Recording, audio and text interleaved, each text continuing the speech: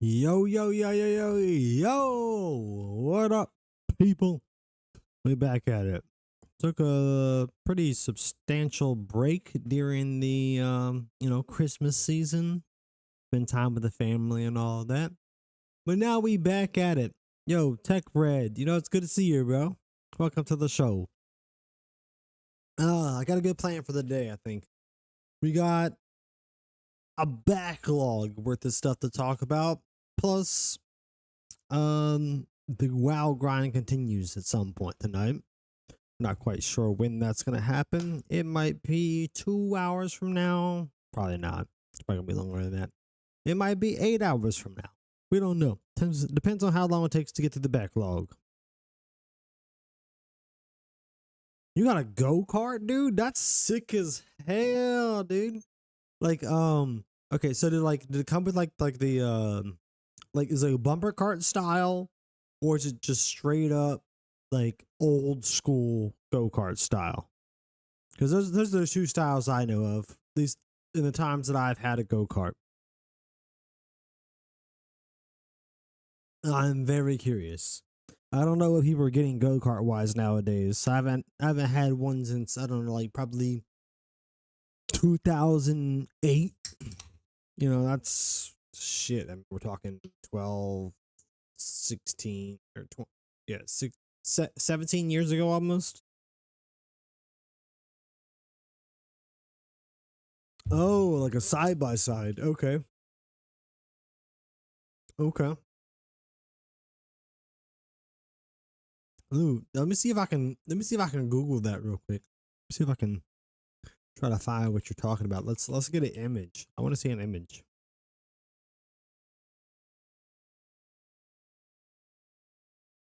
I bet I can do this. I bet I can make it happen pretty quick. Let's see.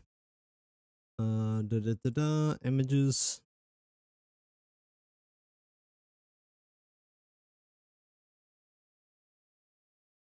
Oop, nope. Not what I want. Too much. Too much. Ah, yeah, it's like Doom buggy style. I bet this is what we're talking about. Uh, these cool.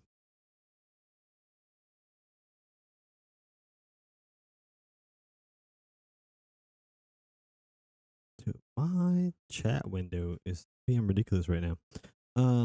Okay, so you said it's a Cheetah 200H. You can go up to 30 miles per hour. Okay, then we can find the exact type. All right. So I had an image, but now I feel like it might be wrong. So let's just go find the exact model. Oh no, it's about what I expected. It's about what I expected. So something like this.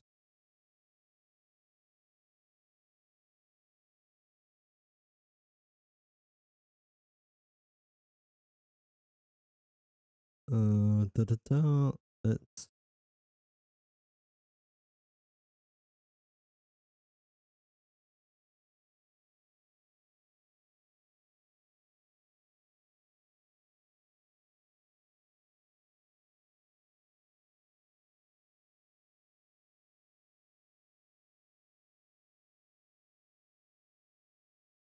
Aha! Is it this?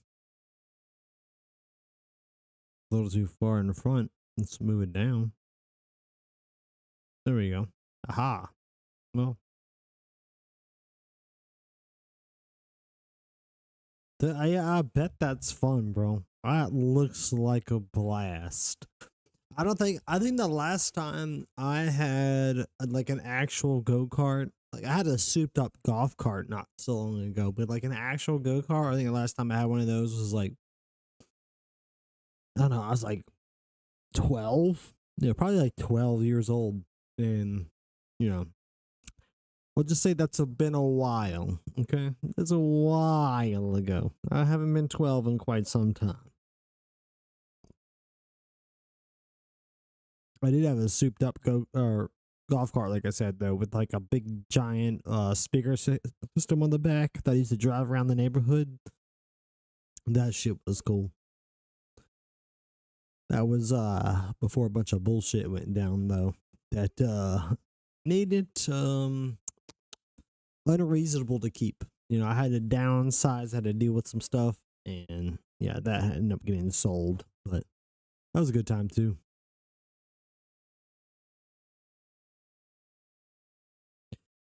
So have you attempted to flip it yet? That's the real question, my guy. Because like you basically got a roll cage on there. So like yeah, have you gotten balls enough with it to try to ding roll the motherfucker? So I feel like that's what you're meant to do with a go kart like this. Like you gotta roll it one time, bro. One time for the one time. Not yet. But I'm hoping that's a not yet, bro. Like I said, you gotta do it one time for the one time. But yo, congrats on it, bro. Congrats on getting it. I can definitely understand not wanting to fuck it up because yeah, it's looks like a nice piece of machinery. But you gotta play around with it. I mean, what else is the point?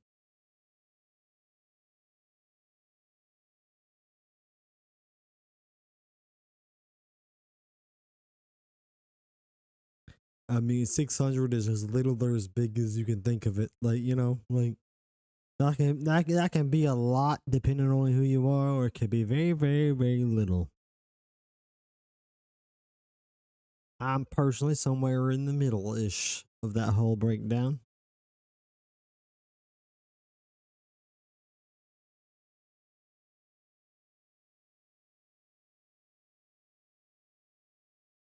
All right, we gotta get rid of that real quick. Like I said, we got a bunch of stuff going. Like I said, man, you gotta fuck around at some point. You gotta fuck around at some point. That's the whole reason it's different than a car, in my opinion. It's like a car, you have to like treat it safely. Like even if it's a really cool, super, you know, souped up deal, maybe you take it on a track or something. But at the end of the day, you know, you gotta treat it with some care. It's a you know it's a possession you want to last. But a go kart, you would like the go kart to last as well. True, but it's for fucking around and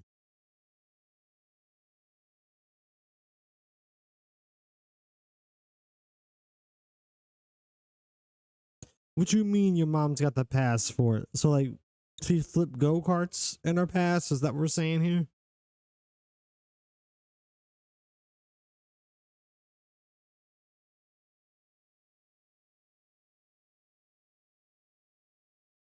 Regale me with your stories, sir.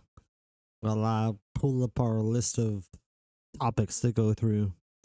I'm gonna do some organizing right quick so we can flow nice and smoothly after we get going.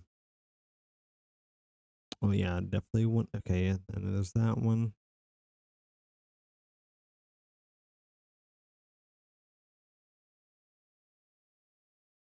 Oh damn, yeah, that's crazy. So I've flipped the car before myself. I rode it. What did they say? It was like 9 times. Walked out without a scratch on me. Point being, you can either end up very, very, very injured from something like that, or you can end up completely uninjured. It really just depends on your exact situation and how luck plays out for you and everything. So was your mom okay after that, or did she like have to have like an extended stay in a hospital?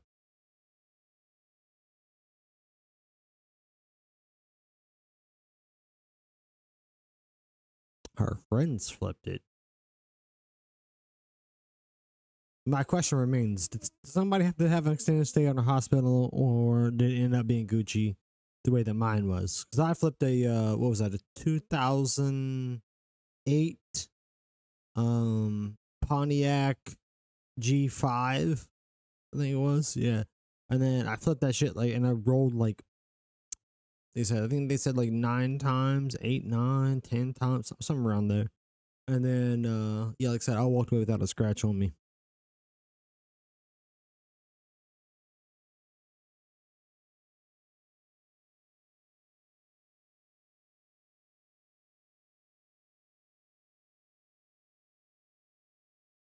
You were not born yet. All right, so we've nailed down some information on Techie's age. We know that he's at least younger than somebody born in, what was it, 1992? Ah, well, again, I won't share my exact age, but I'll tell you, a 1992 would make you younger than me already.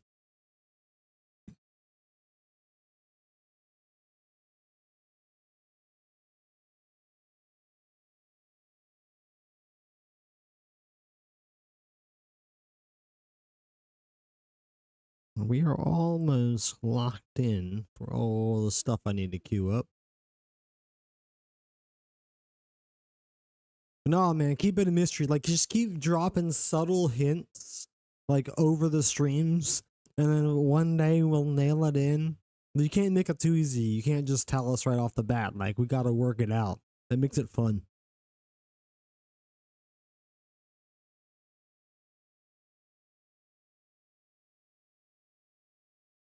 Ooh, okay, yeah, this is definitely something we want. Come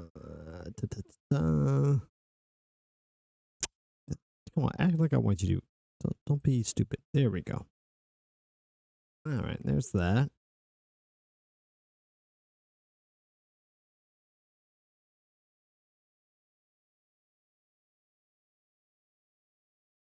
You were born after 9/11.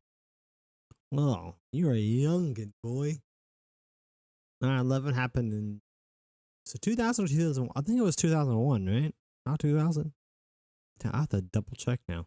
I know it's obviously either 2000 or 2001, but I feel like it's 2001. But some part of me is like, maybe it was 2000. When did 9/11 happen?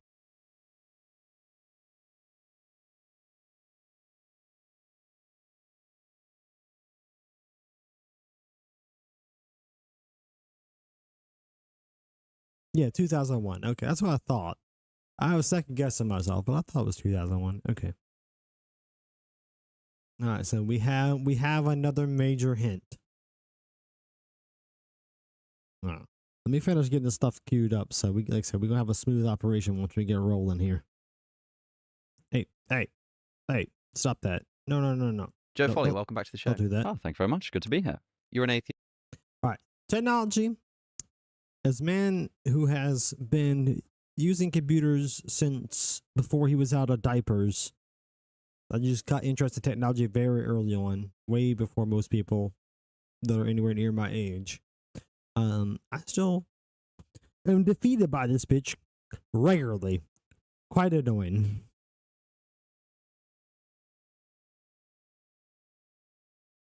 Ooh, yeah, I forgot. This is a major. Damn, this is something I really want to talk about. I can't wait to go to this one. Yeah, I say we got a lineup today, boys. We got an actual lineup. Alright, I think we're gonna go. No. Don't tell me. I'm gonna nail that one of the. Well, like, probably in the next couple streams. I bet you. I guess it. I'm only gonna guess one time. I'm either gonna be right or wrong, and I bet you I can nail it. Not only down to the year, but within a couple months.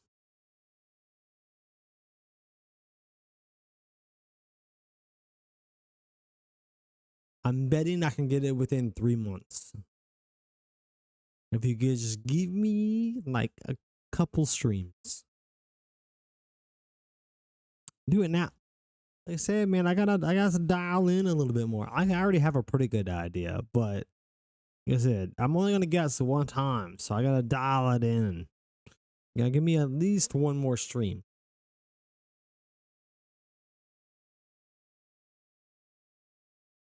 Let's see, I'm gonna organize these things in terms of how interested I am. We're gonna go least interested to most interested.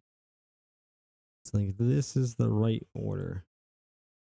So we're gonna start with a Asmon video, and then we're gonna go into some way more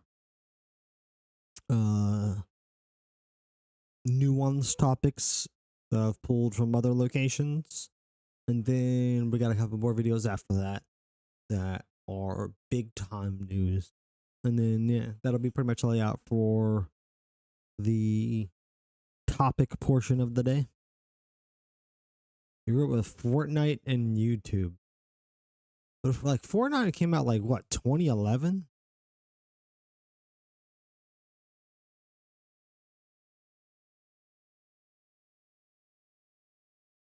Let's see. Oh boy, you're young as hell, son. 2017? What? Bro. When it came out, all right. That sentence doesn't make any sense. I'm gonna need you to retype that.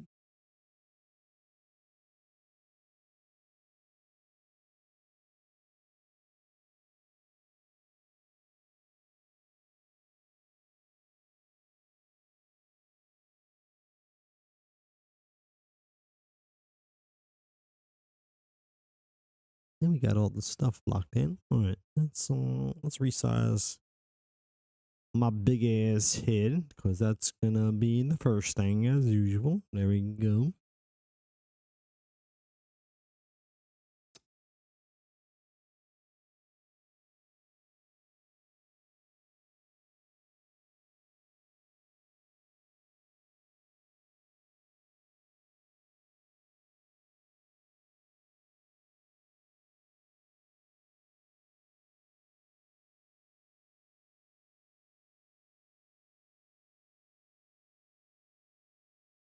And here we are.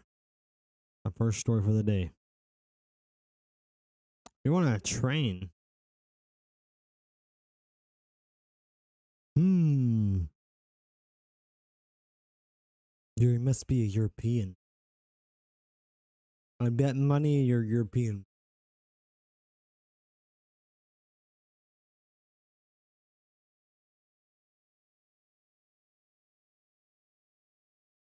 Oh shit. I'll do that. Alright. Let's dive into this video because this is the least interesting of our videos, and it's still pretty interesting in my opinion. And we have, like I said, a bunch of stuff to go through. I think I probably have like a dozen solid topics at least, with multiple mini topics that sprinkle in. So yeah, we're loaded up for the day.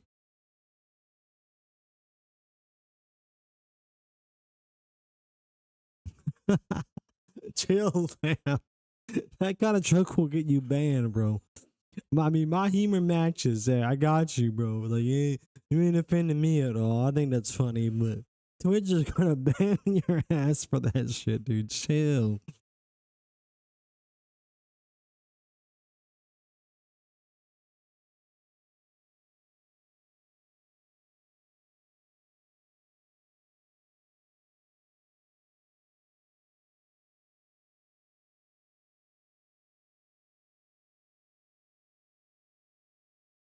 All right, here we are. We're locked in. Let's do this.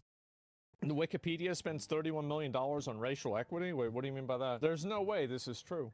Nah, bro. Like, this 31 million, there's no way. No, I don't believe it. The Wikimedia Foundation, the organization which runs Wikipedia, has just dropped their annual report for 2024. And get this, this is not a joke. They spent $31 million in 2024 on racial equity programs. Where does it say that? That's not a joke. That's real. Where's it Their say fiscal that? year ends back in. But I wanted to give you guys a little highlight here because just the rough high numbers are astounding. So to start with, the Wikimedia Foundation has total assets as of the end of their current fiscal year of $286 million in assets. So where's the right? That's their activism. Okay, here we go. Inclusion and funding is stop skipping through, bro. Year, come on now. Making more money than they're spending. So I mean, you're skipping through. I know you gotta skip through at some points in times, but like, come on, this is way too early in the operation, dude. Chill, fam. We have to go find the original video. Sometimes this man pisses me off enough. I just have to go find the original video. I usually like to have his takes in there too because they're pretty good. But yeah, I'm sensing he's already just gonna be doing too much, and I'm just gonna have to go find the original video. Noting. But where is that funding going? Where's that chart here? I'm going to bring this chart back up. There it is. Because their funding is going, and they're proud of this. This is all their charts. Yeah. They're very proud of this. Their funding is predominantly going to things like inclusion and equity. In fact, it's what does it say? 31 point. So by predominantly, I've already looked into the cities a bit.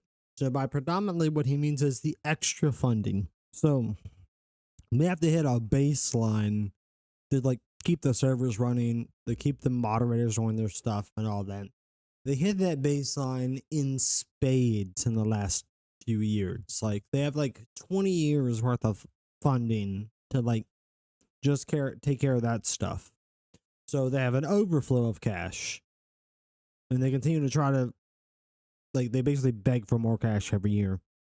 So they want to add to that overflow, even though their operating costs for the next 20 years are pretty much covered.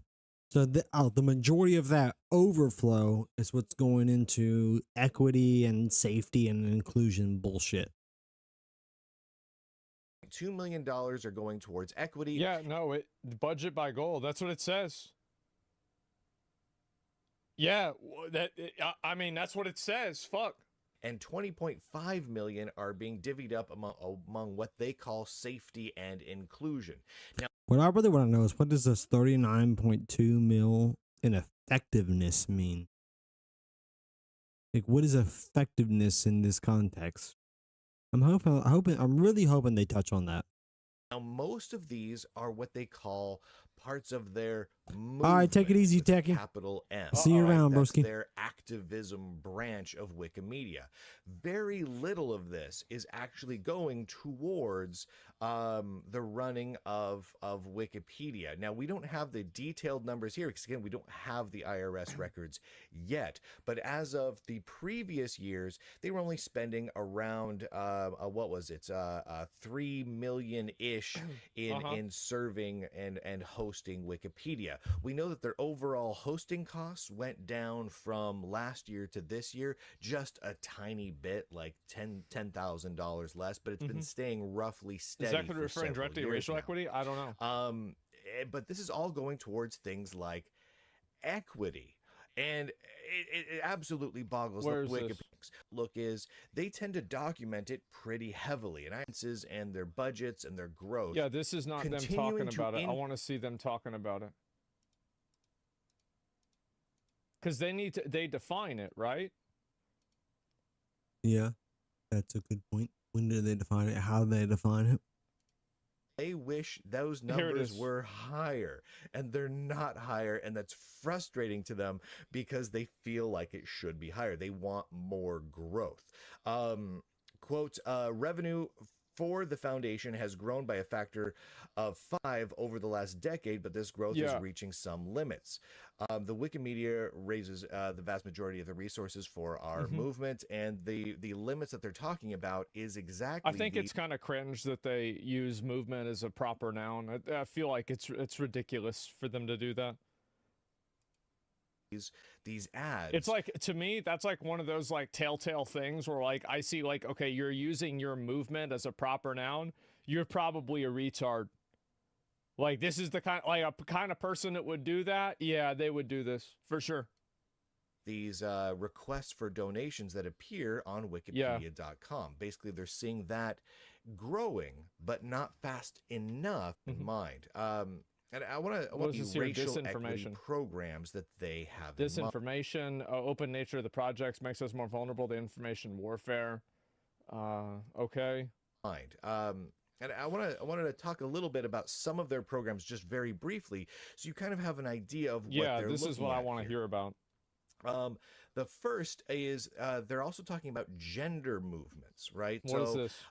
This year, the foundation will prioritize co-creating a shared agenda for gender organizers across the movement. More inclusive, gender equitable, and safe spaces to contribute. Oh, yeah. No, they're cooked. For sure. They're cooked. Yeah. No, that's it. Yeah, they're cooked. I tried to listen, guys. I tried to be skeptical. I tried to be skeptical. I tried to be reasonable. I tried to have, you know, a suspension of disbelief. You try to give them the benefit of the doubt, and they prove when you hear themselves to be safe fucking space, losers. when you hear intersectional, you're done. Absolutely. Intersectional contact. Ah. Why is this something to be upset about? It's their money. The reason why it's something to be upset about is because as I don't support this at all, but I support Wikipedia. So when I think Wikipedia serves a really big, valuable, Wikipedia is very valuable. It's a useful tool.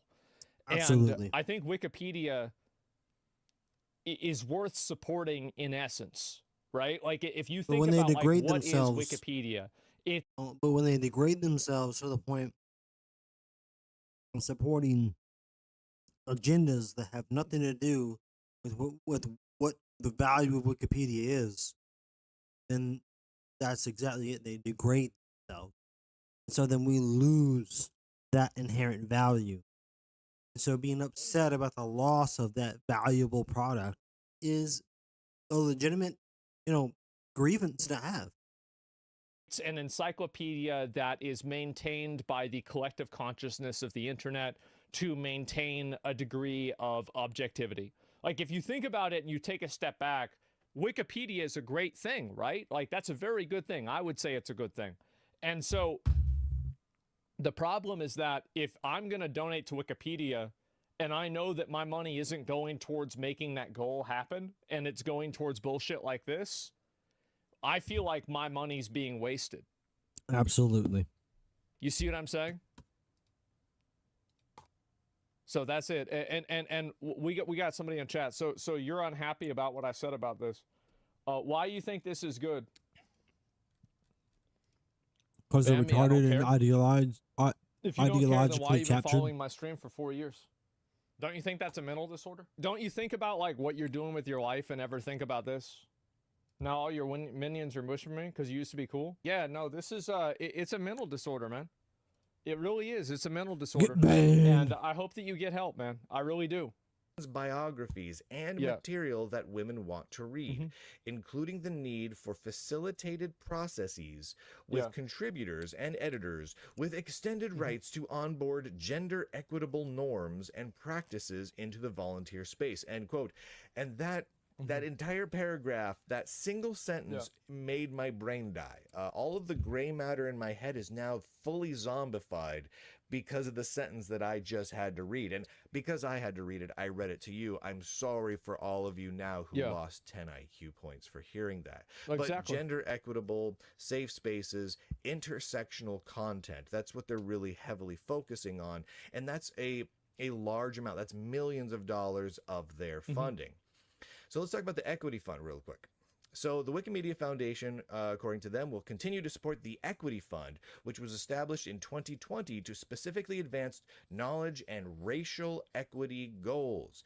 Now, the problem here is, back about 2 years ago, they made a blog post where they talked about some, not all, but a small subsection of the organizations that received grants as part of that equity fund, the projects that they were. Because someone contributes to Wikipedia anymore? No, I would never pay money for this, right? No. Like, I never would do that. It's crazy that they do this shit.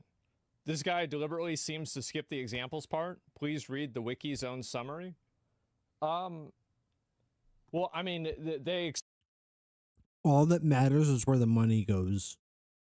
And they tell you straight up, Wikipedia themselves tells you straight up where the money goes. It doesn't go into actual fact finding, quality moderation, information gathering, any of that. It goes in large part to equity and inclusion, which is a fancy way of saying it goes to disinformation, purposeful disinformation. explain what it is, right? I feel like that's it. We don't know the numbers. This can do both, decrease fundings or decrease them.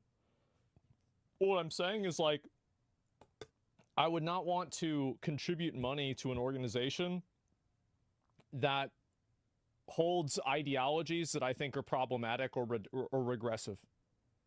Like, I wouldn't want to donate money to like a, you know, to a group like that. If Wikipedia was run by the KKK, no one would argue with the fact that, hey, just because Wikipedia is a good thing doesn't mean we should fund Wikipedia when they're spending a lot of their money on KKK stuff. It's the same idea. If a large portion of your money is going to something that is something that you see as negative, then you don't want to give them your money. And despite what some people think, equity and inclusion is not it's like Antifa. Antifa is supposed to be anti-fascist, but in the reality, they're one of the most fascist organizations in existence. So in the same way, this DEI stuff, this diversity, equity, and inclusion stuff is it promotes the least diversity, the least equity, and the least inclusion in terms of long-term results. If you don't want to support that, then obviously you don't want to support a company that's spending a large, majority even portion of its funding on that. That's the way I see it. Pushing, and it left a ton out, and there was a huge amount of data missing. Yeah. So what I'm looking for right now is, hopefully when the Form 990 for Wikimedia Foundation is released for this last fiscal year for them, I'm hoping we will get some more of that information. That's crazy. It would be really nice to dive into more details on where those funds are actually going. I mean, we know they're racial equity, and if you dive through all of the Wikipedia pages where they talk about racial equity and how they define racial equity, it's horribly, horribly racist. Somebody says, I understand now, internet's a sausage fest, and a lot of those articles are written by men, making them hugely biased. I think it's important to have different people chime in. I don't think so. I think that the context around that is, so are you implying that like women perceive reality different than men do on a factual level? Because like Wikipedia is it's not an opinion platform. These are the facts, and this is the way the facts happen. Yeah, it's supposed to be a collection of facts. It's supposed to be a platform that explains the details of what did happen or what was discovered or just facts about reality. It's not supposed to be opinion-based at all. And so this isn't gendered. What was the comment? Yeah, no, that's not the way it is. There's not a gender of truth. Truth doesn't have a gender. So if you're misrepresenting or you're rephrasing something to make it misleading or to make people have a different implication, you're doing something bad. That's an opinion. Truth has biases. Ideally, it doesn't, but realistically, it does. Well, you'd have to give me examples of those. It is off the charts level of racist. Of course it is. But realistically, we don't know. So when people say that truth has bias, what they really mean is that this is what they're directly saying. I disagree with facts that have been presented to me. Therefore, I reserve the right to call those facts false and insert my own reality. And that's just bullshit. we don't know at all what the details are here. We need more of these details. So I'm going to keep an eye out on all of this. But what people never going to have an example of that. They're never going to have like a, oh, well, this is why it would make sense for like different types of people to write it, because it's something that, like, again, it's one of those things that only sounds good, and then whenever you think about it, it becomes a lot worse. Yep. What we know right now is this. Couple of things. Yeah. One, that Wikimedia, if you donate to them using those big, oh my gosh, you better donate now before we die buttons, a large percentage of your donation is going to racial equity programs to the tune of over $30 million. Yeah, that's wild. $31.2 million. And $20 million of that money is going to inclusivity programs. They're also going to be pushing heavily on disinformation campaigns. So Wikipedia does have a huge problem with disinformation. They do. I think that the problem has gotten worse as they've become better funded. You would think that with more funding, they'd be able to pay more moderators and therefore have less of a problem. But the way that they've spent the money is such that they've generated more of a problem. Instead of paying more moderators to have a cleaner, well vetted system, they have paid, well, what I would call straight up bullshit artists to bullshit their entire system and create false information. Literally, instead of battling this information, they've funded it like a bunch of fucking retards. That here's the excuse issue, my language, but Wikipedia that's the reality. Is a platform where a lot of people who are opinionated, like you think about the people that want to rewrite history, where do they want to go? They want to go to Wikipedia, because that's the way that they can get people to believe things that didn't happen. And so I think this is the big uphill battle that Wikipedia has, is that it's such a big platform, and because it's such a big platform, it is extremely appealing for people who are for people who have bad intentions to want to go on that platform and change it. Any examples? Yeah, I think that, for example, okay, here's a great example. We're gonna do this, okay? We're actually gonna go there today, all right, boys? We're not gonna pussyfoot around about this at all. We're gonna straight up go there today, okay? Let me show you all exactly the biggest source of disinformation on Wikipedia, because it's actually crazy.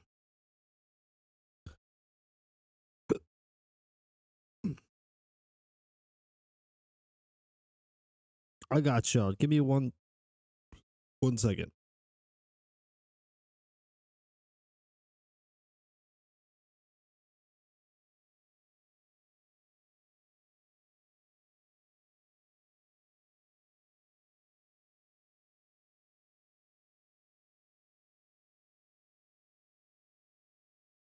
All right.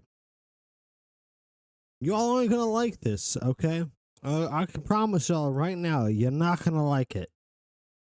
But this is the God's honest truth. This is the source of a very large percentage of the problem.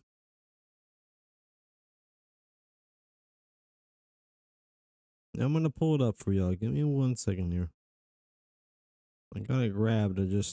My OBS has to accept it. There you go. You see this? Y'all see this? This is the quote-unquote Anti-Defamation League, which is, as Wikipedia says, a part of a series on anti-Semitism. The revenue, $101.1 million. Their expenses, $81.5 million. Compare that to the budget we just looked at. And what percentage is that? Because it's a really fucking high percentage. Their entire budget, like in terms of infrastructure and general management, was like 80 something million. So we're matching that in terms of money spent on an entire organizational effort to rewrite portions of Wikipedia, because this did not come about until recent history. This came about like 2020, 2021.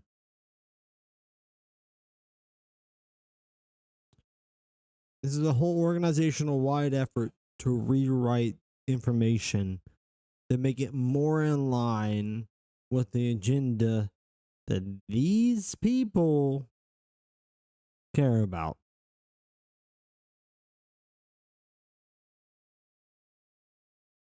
And it's not just,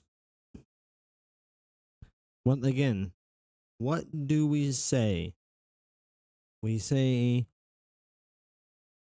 anything that claims to be one thing is usually the opposite of. If it's anti-fascist, it's fascist. It's anti-defamation, it's defamation. It's not about fighting discrimination, it's about discrimination itself. It's about promoting it. That's what the organization does. And this is how well funded they are. You see this anti-Semitism part of a series, anti-Semitism Jude. You see this whole thing? This portion here? Yeah, you see that all over Wikipedia. And it usually, if you use the Wayback Machine, it shows up on pages where information that is proven factual has been removed. That's where we're at. So let's not bullshit about it. This is what we're doing here.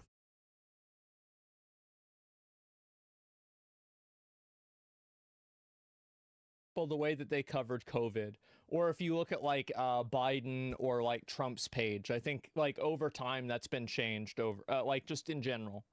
Yasuke, that's another really good example. Gamergate is another great example too. Yeah, thanks guys. Yeah, those are actually better examples than what I had.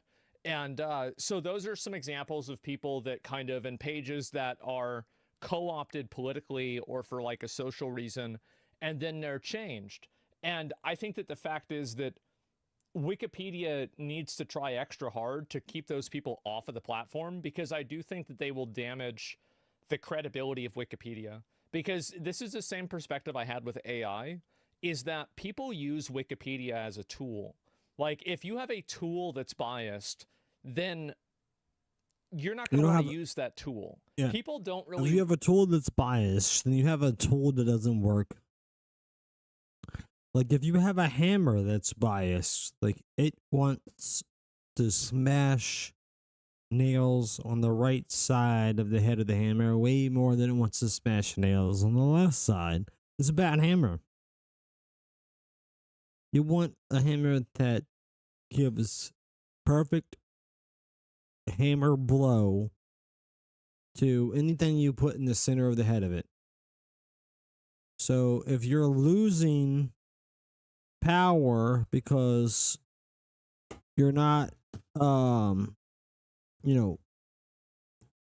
focusing on the bias side the hammer is weighted towards, then you have a bad hammer. Like, you don't want the hammer to behave that way. You want the hammer to behave in a way that makes sense for somebody that's doesn't have a biased standpoint. Same stuff. If Wikipedia has a bias to it, then it's not serving you as a tool.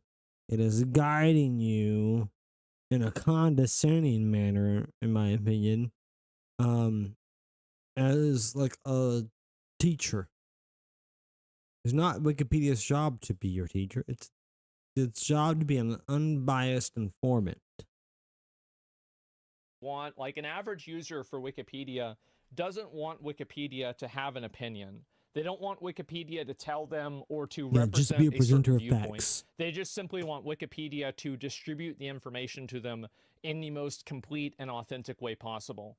So when you work back, and this is the issue, right? And I think this is, again, it's like another good example of like kind of how people end up perverting the actual goal that the consumer has, and then they change it into something that they want.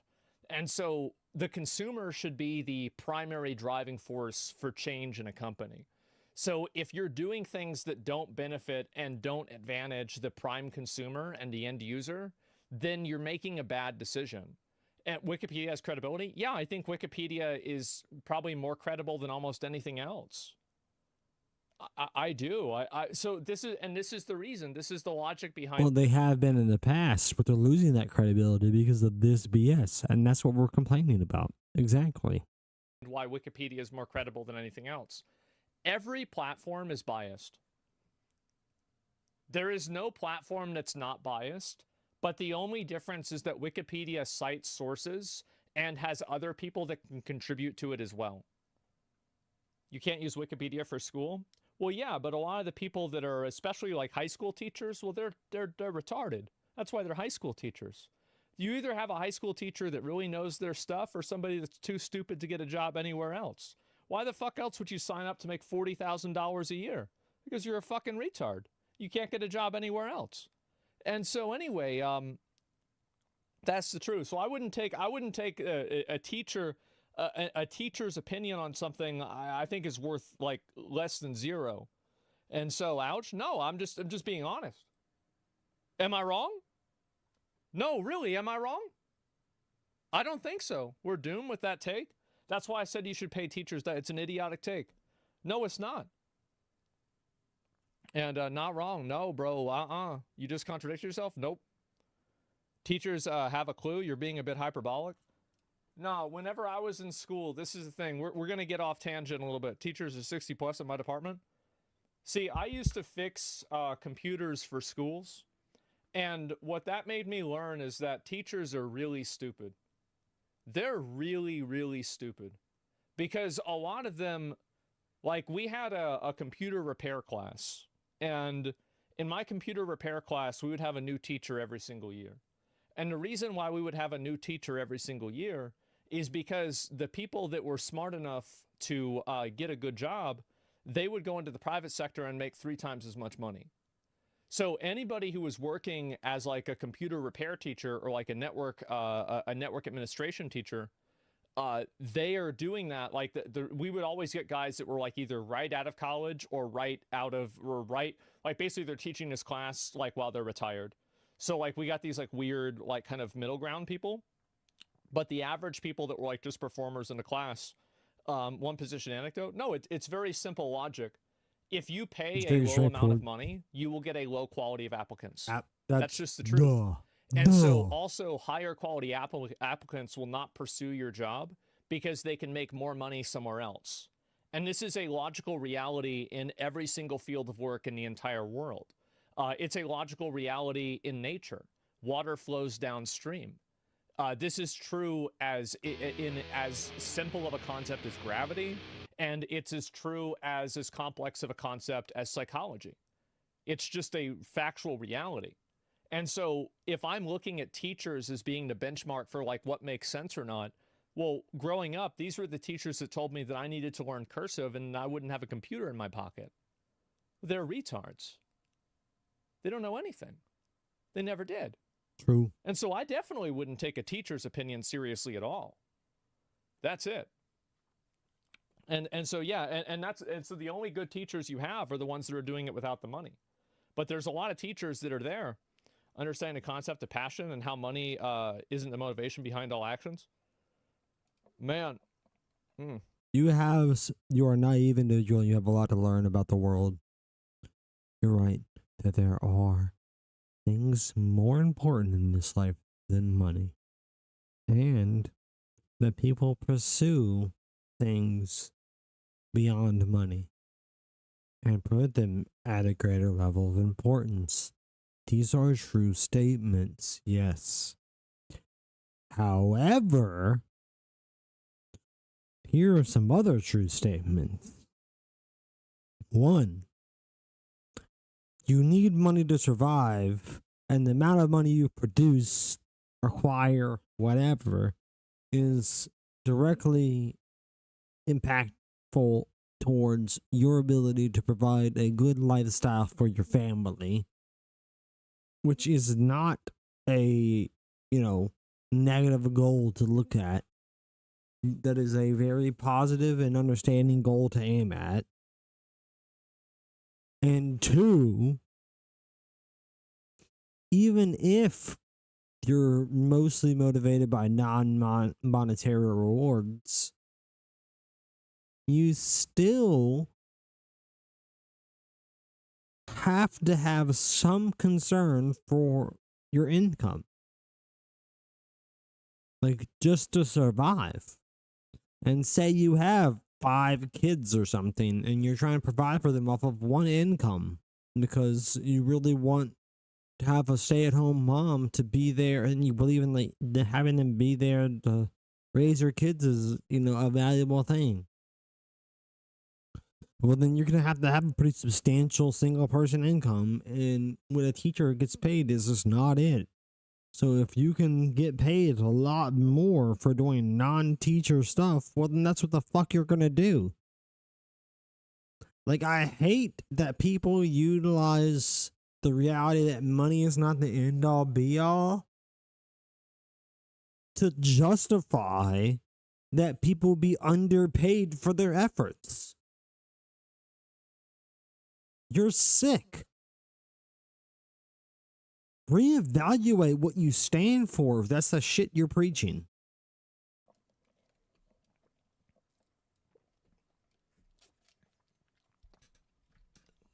Did you hear me say when I said that there are teachers that teach because they're passionate? Oh yeah, no, there's good teachers too, but a lot of them are stupid. And I guarantee you, if you paid teachers twice as much money, you'd have better teachers. That's just the fact. Typed before you said that? No, I said it right at the beginning. You typed because you got emotional. I'm not going to listen to that bullshit. Ban them. Yeah, that's it. And current teachers would be out of jobs. A lot of them would be. Yeah, I think that they would be. Too many people have the wrong end of the stick due to typing. All they had to do was listen. That's it. True. That's all they had to do. And so people wearing rose-tinted glasses here, you're right. Absolutely. Do these people think that giving low wages does not bring low skill? Here's the reason why. It's the optics of an argument that matter more than the argument itself. Me saying that I think that a lot of teachers are stupid. People don't like saying bad stuff about teachers because they view teachers as hard workers, and some of them are. Some of them really are. But the really reality is that there's a reason why the U.S. is so low in education. True. And one of the reasons for that is because you compare to the schools and the places that are higher in education, those other places pay teachers a lot more money. And the reason why is that with better if you benefits. pay more money for something, you're going to get a better job. This is a reality in every single facet of existence. Society is what it is. You can like it or you can hate it. It doesn't matter. It is what it is. So, if what it is undervaluing teachers represented by under-rewarding them financially, then you're going to get lower quality teachers. There's no way around that. That's just what it is. If you want that to change, no level of idealizing how people should behave and how much they should or shouldn't care about money is going to change that. Incentivize teachers or have shittier teachers. That's it. There's no ifs, ands, or buts. And so number one, literacy. Yeah, exactly, right? They teach the same program. Yeah, and so people that argue with me about this, they're just stupid. Yeah, that's it. If a teacher aren't stupid, how can they not set a projector properly? Absolutely. Yep. I've met many teachers and most of them are fucking retarded. Absolutely. So yeah, anyway, I understand that, you know, me saying this might seem like it's a mean thing to say, but in fact, it's the nicest thing that I could possibly say. Because I'm looking out for the best interests of students and the next generation of people. That's why I don't want to have them get taught by retards that can't get a better job. That's a fact. I'll read one more, then we're going to move on, okay? Because we're wasting time. Teachers are against using Wikipedia because the information is often inadequate, specifically because anybody can edit it. And oftentimes those edits are made by retards you're talking about. Here's the problem that I have with that. And like, yeah, actually, let's talk about this guy. No, this is good because he's actually talking about the actual topic, right? And so we'll get away from the whole teachers thing. I think that's true. But the problem is that I don't think that that's exclusive to Wikipedia. So basically, what you're saying is that Wikipedia can be compromised, and because it's compromised, that means that it's not usable as a source. Well, what I'm saying is that I think all of these sources are compromised, and I think just because Wikipedia is transparent with it being compromised in some cases doesn't necessarily mean that it's any more or less authentic than another source. So like a lot of these other websites, like you look at the ADL. I think the ADL is a really great example of that. The ADL says that Pepe the Frog is a hate symbol. Are they, but under a T? We brought up the Anti-Defamation League. That's exactly what he's talking about right now. They are not anti-defamation. They are defamation. That's what they do. They take things that are innocuous and they spread hate and disinformation about them because it strengthens their position of censorship, because that's what they're really about. They claim to be about freedom of information and keeping information, factually correct. What they really want is to keep information under control. This is what he's bringing up right now.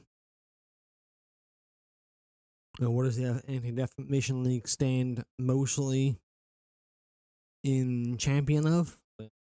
We saw. Not popular to say, but it is what it is. It is what it is. Teacher's logic, they would be more credible than Wikipedia. No, that's not the way it works. No, it should be about the information. You need to prove every source twice. Yeah, exactly. And so that's a good example. I'm not gonna ban you. Yeah, no, I'm not gonna ban you because you brought up a good point, and it was actually it's not some bullshit. But no, nihilistic worldview, I don't think it's nihilistic. How's it nihilistic? I feel like that's just true. Yeah, that's absolutely true. 100% it is. What you're saying is factually true. Remember, Isuke made up bullshit, then popped up, then they all quoted one retard who quoted his own book, although Wikipedia is never reliable. Yeah, but what I'm saying is that the secondary sources aren't either. That's the problem. The assumption for Wikipedia is just dumb. It's 99% correct with its content. Only ideological and political topics have issues due to their natures. Yep, true. They're deciding what is or is not true, what is or is not fact, and then pushing those agendas. And we all know where disinformation campaigns go, and which way they lean.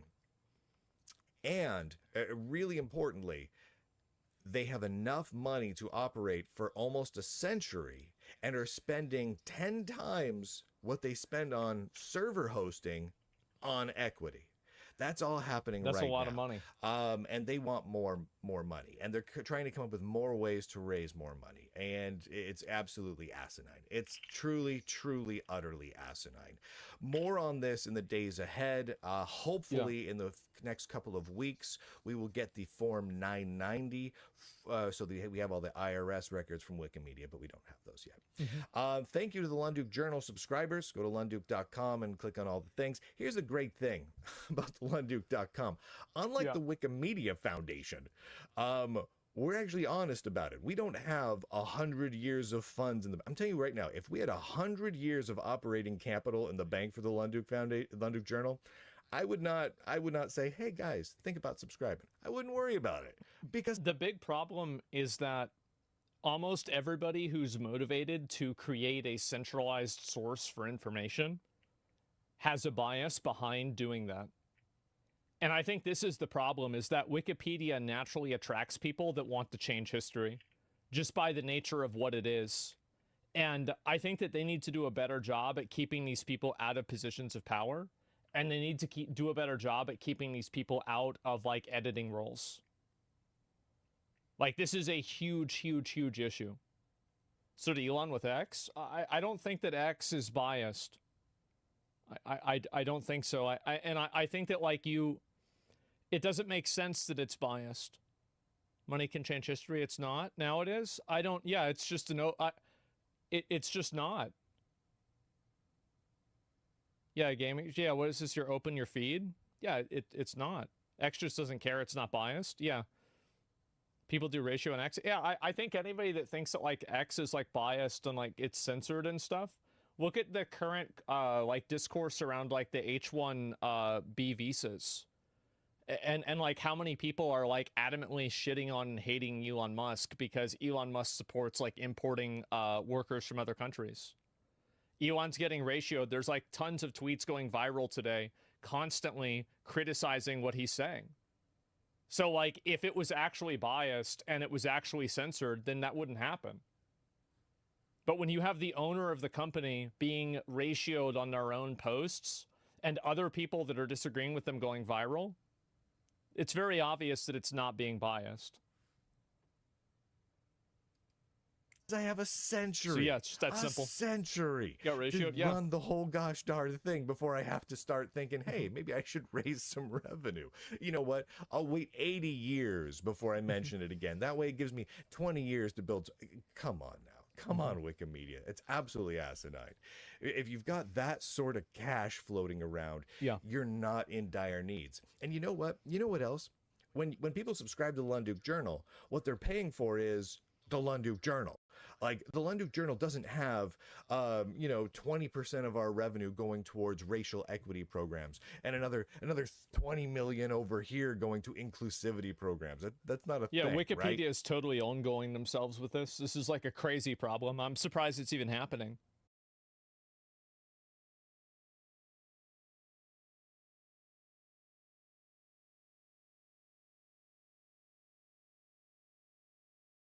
I was muted. God damn it. I'm not surprised this is happening. The crazy part of me is that Wikipedia was able to run this long without this kind of thing happening. Because people always want to invade this kind of space, this kind of influence. Any respected, appreciated source of information is open to corruption because people want to control what is believed. There was no greater source of power than the control of information. So the fact that Wikipedia stayed relatively uncorrupted up until like 2020, 2019, and starting back in the very early 2000s is a miracle. The fact that they're now operating in a pretty corrupted manner is just par for the course. Like, it's like what you'd expect. You just pay for the Lunduk Journal. Yeah. So you get to feel good about that. So if you've been considering donating to Wikipedia, instead, consider donating to the Lunduk Journal at lunduk.com. I don't know what that is.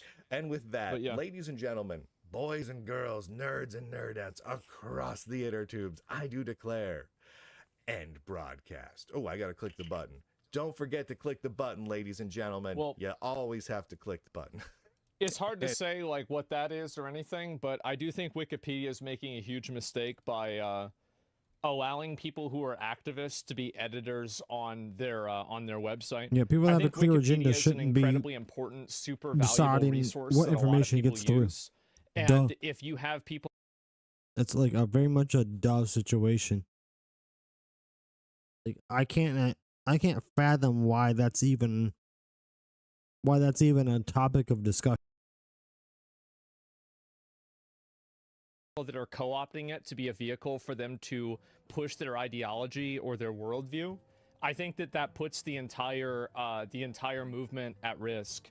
I think Wikipedia is extremely valuable. I'm a big fan of Wikipedia. I think Wikipedia is great. But at the end of the day, it doesn't really matter whether I think that or not if you have a bunch of people who are using it for a goal, right? That's it. Could this type of budget have a compounding effect on who is editing articles? Well, exactly, right? And that's the problem, is that when you start hiring people based off of a gender or an equity or an inclusion goal, you're going to naturally attract people that are biased, because they're the ones that that are going to be pursuing opportunities like that naturally. And so when you bring those people in, then those people are going to try to edit and change things and make them congruent with their worldview. It's discriminatory. Yeah, of course it is. So yeah, I'm very, very against this, and I think Wikipedia needs to get this shit under control and fire these people. And at the end of the day, Wikipedia is a really important resource, and it's not going to go away anytime soon. So they really do have to do this. Wikipedia has never been factual. It's literally just the opinion of those who edit it the most, because everyone can edit it. That's actually not entirely true. I mean, everyone can edit is like true in some circumstances. But if you look at any sort of like, for example, like I just thought of the first thing that I could come up with, right? The Battle of the Alamo. I bet if you read through a lot of the stuff with the Battle of the Alamo here, I bet 99.9% of this would be completely accurate and extremely correct. And so most edits are provided with a source. Yeah, exactly. And then these are all the sources that are used as well. These are like, oh, these are all the other sources, so you can just click on this. It's going to show you exactly here. And so I think Wikipedia, you're right, whenever you look at a person like, you know, Donald Trump, right? You look at Donald Trump, I bet this might be a little bit biased. And it's very true, and it's a huge, huge issue. But I think that when you look at the majority of historical outcomes and the majority of historical like events, Wikipedia does provide a relatively accurate summary of what's happening. Yes, generally so speaking. Yeah, sure. But that being said, if you're right 90% of the time, but you're purposefully wrong 10% of the time, that's a huge problem. Like, that's not just something you sweep under the rug. Yes, you are right the majority of the time still, the vast majority of the time. But you're still doing something, you know, wrong and malicious if that's the case. I don't understand how this is even an argument. Information's true or not by providing the sources of statements. Yeah, exactly. And so that's really the way I see it. It's sad to see Wikipedia going down this route. It is but sad. I think it's been going on for a while, unfortunately. And it has, yes. Alright, we've got plenty more stuff to go over. Plenty.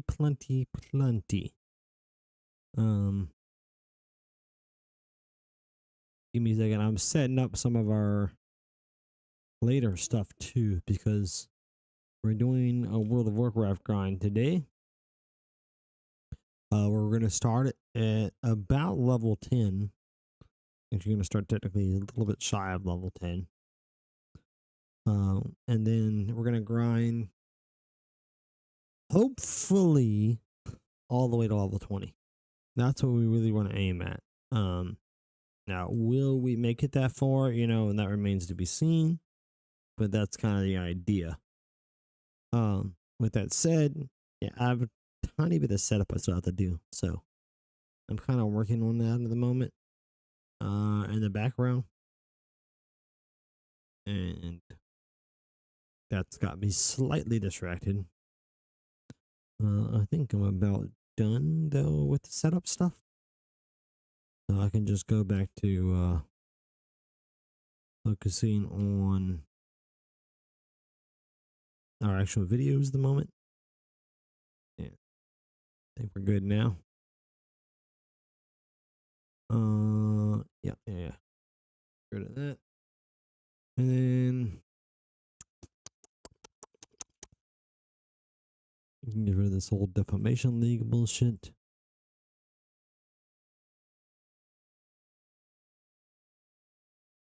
Then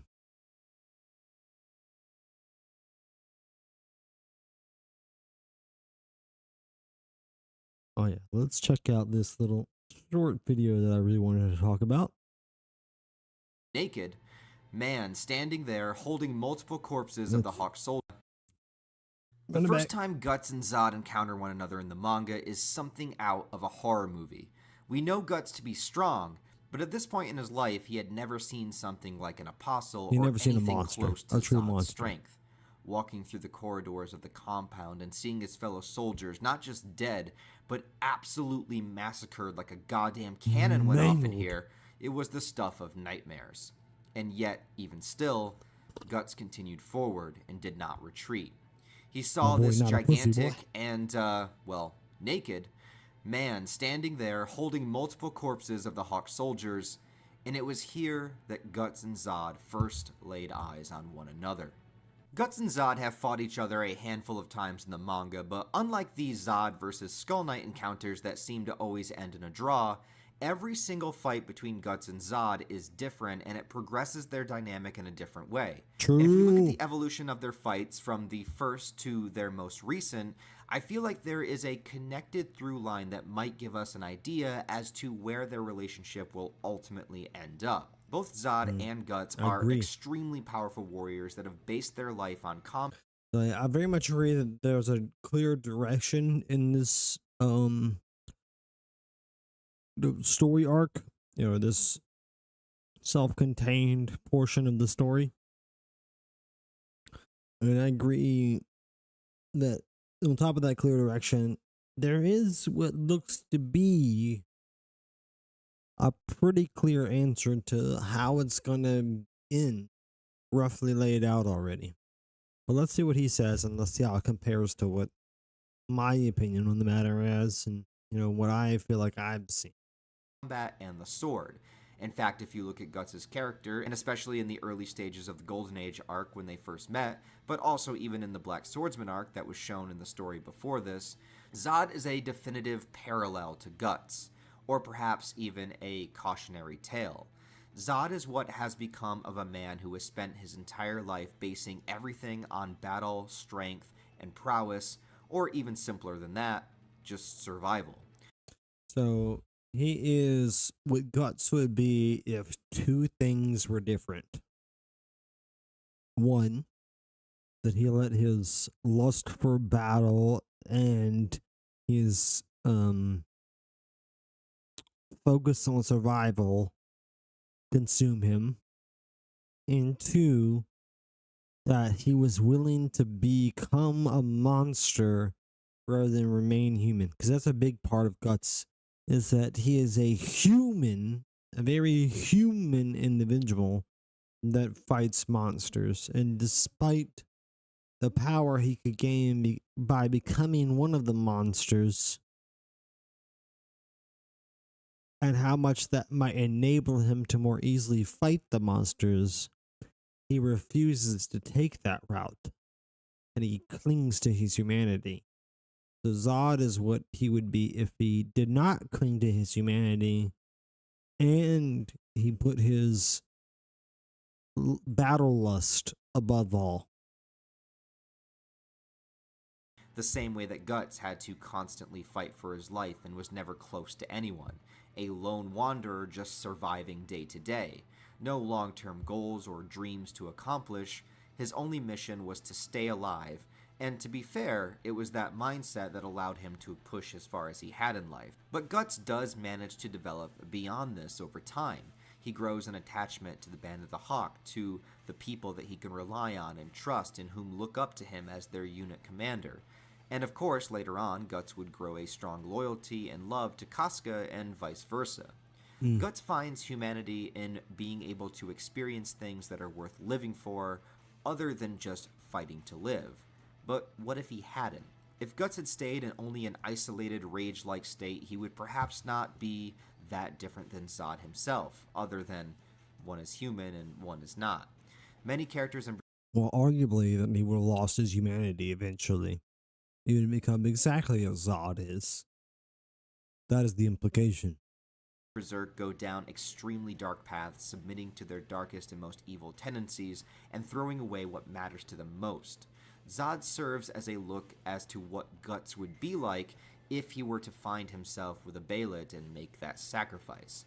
We don't know exactly what it was that Zod sacrificed, but I would imagine it was something similar to Guts, a close-knit group of comrades, a friend, or maybe even a lover, trading it all in for absolute strength and to be on the battlefield forever, never having to think beyond the current moment of swinging your sword. The first encounter with Zod, in a way, is Guts looking at a potential future. It's the mad dog coming face to face with itself. What is this monstrosity? It's a reflection of a possible fate. But there's much more to it than that as well. The very first time Guts and Zod fight, Zod is way more powerful than Guts is. And yet it is Guts' indomitable will to keep fighting that allows him to actually land a blow on Zod. Yes, sir. To be the first human in years to be able to wound him. And thus Zod... So this is an example of how Guts is already, at this point, on his way to becoming Zod. He is a monster among men. He is unique in that he can compete with a monster. And he can do so because of the monstrous rage and indomitable strength within him. This draws the parallel between them rather than the difference. Honors him with his transformation, showcasing what he truly is and sending fear all through Guts' body. Zod's apostle form is just a powerhouse, showcasing what he stands for. Absolute strength. A classic Minotaur-like design, gigantic, muscle-bound, and also looking a little bit like a kitty cat. Meow. Yeah. Though this isn't confirmed, I've always viewed that the apostle forms are the representation of that specific person's inner darkness. Zod's beast of darkness that would have been inside him as a human manifests. Though it is not specifically stated, it is heavily implied that this is the case. In this look. Similarly, if Guts had made an apostle transformation, I would imagine that he would look very similar to his inner beast of darkness, that mad dog. Yep. But of course, their first battle ends with Griffith showing up with reinforcements, and with their combined efforts, both Guts and Griffith are able to get some slices out of good old Zoddy boy, and this is where the plot thickens. There are two humans here that can harm him. Curious to where this could lead, and then seeing the crimson Bailet around Griffith's neck, Zod departs, willing to allow causality to do its thing, and wait for his future encounters with both of them. By the next time that Guts and Zod meet one another, a lot in the story has changed. A lot. And I mean when they are actually face to face and both conscious and ready to battle. Zod, value in strength absolute, vows his loyalty to Griffith after Griffith ascends to the God Hand and rips off one of Zod's perfectly symmetrical horns that I miss to this day. So when Zod and Guts have their second battle on the Hill of Swords, the dynamics have drastically shifted. Now Guts is no longer under Griffith's command, but Zod is. They switch positions as his right-hand man.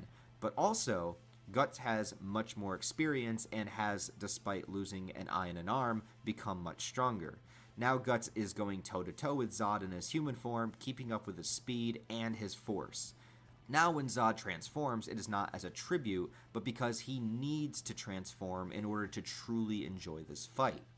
In order to truly match him even though they look like they were an exact match for each other in the beginning, Guts proves that he's actually clearly going to be the victor in this fight. And then Zod has to actually activate his hidden potential in order to be able to have a chance to overcome Guts.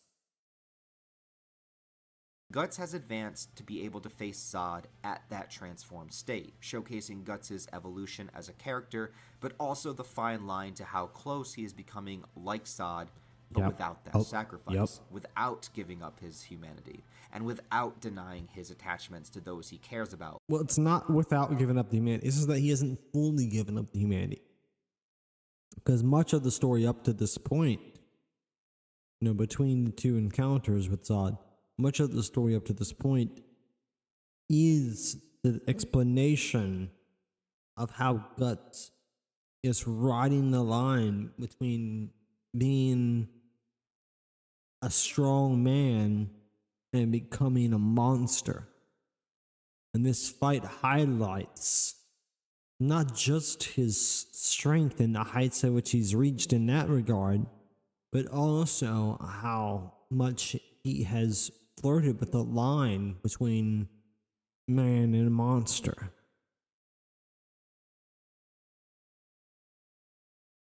Like Casca. And it's definitely true that Zod still had the upper hand in this fight and probably would have won if Griffith didn't call him off to leave, but it was still a night and day difference from their first battle.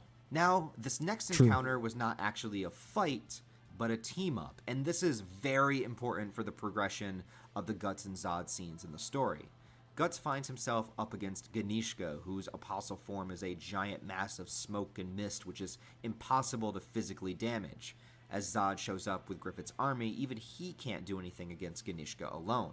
But there is a way, if they work together. And here's where it gets interesting. You see how the first time Guts works for Griffith, Zod is stronger than them both. Second time, Zod works for Griffith, Guts is almost even with him. And now this time, it's fair to say that Guts and Zod are even, and it's them together. Not against Griffith, no, but up against an almost equally terrifying force. Guts and Zod use their combined efforts to slice through Ganishka and use Guts' Dragon Slayer, which now has the ability to harm on an astral and physical level, and they actually are able to do significant damage to Ganishka. And after this moment, Zod respects Guts enough to not try to attack him, but to actually allow him to leave. So what I'm getting at is this shifting sides and the shifting of the power dynamics. First, it was Zod against the two, then Zod against one, then Zod with Guts as equals. Soon, Guts is going to surpass Zod.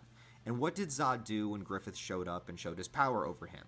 And I'm not saying that Zod will just abandon Griffith only because Guts is strong. Surely not. After all, Griffith will still be stronger than Guts by a mile in comparison. But what I am saying is that the transition and progression of their duels is leading me to think that this was only the first of their team efforts. Zod has a lot more in common with Guts, and if there was a good enough reason, Zod has enough agency within himself to decide to align with whoever he wants to. We've seen apostles defy the God Hand before. I do think that we are moving in a direction where Zod is going to team up with Guts against Griffith. But the reason is not going to be minor. Like, there's going to be a substantial reason. One that pits Zod's very essence against Griffith in a juxtaposition. And only when that comes to pass will the final battle between Guts and Griffith happen. And it will involve the teamwork, the cooperation of Zod at that point. I think that's very much what's going to happen. It's what's being hinted at least. Very much hinted at. Now, the hinting could be a misleading, a purposeful misdirection, which can be good storytelling in its own right in that regard. But I don't think so. I think it's purposely being hinted that's what's going to happen, and that's truly what's going to happen. And all we need is that little reason. And whatever that reason is, it will be exemplified by the fact that Guts will finally be able to defeat Zod. And the most recent time, as of making of this video, is when we saw Guts and Zod fight at Zod's arrival on Elfhelm. And though this battle doesn't progress much of what I was talking about, we should also take note that this is motherfucking Zod we are talking about, and Guts evades a few attacks of him very easily and then zips right past him in order to attack Griffith. In other words, Guts wasn't even viewing Zod as a priority. He just... Not even a true threat is the point. Like, the way that Guts is seeing it here, Zod is not capable, does not have the strength to threaten Guts. At least not without extended time to do so. Within a short window of activity, at the very least, Zod is easily manageable by Guts's reckoning, and by the way the situation plays out, that seems to be true as well. Got around him and without the use of the Berserker armor. So it's definitely not a victory, but I do think it can still be used as a clue to their eventual fate together. Guts will defeat him, and Zod will team up with Guts once more. And symbolism-wise, I think it will be reminiscent of Guts defeating him while holding on to his humanity, while still having love and loyalty to his group, without making sacrifices, and he will rise to Zod's level without ever having to become what Zod is. By the end of the series, Guts very might much have that's the Zod case. sweating bullets in fear, very similar to how they first met, but the situation reversed.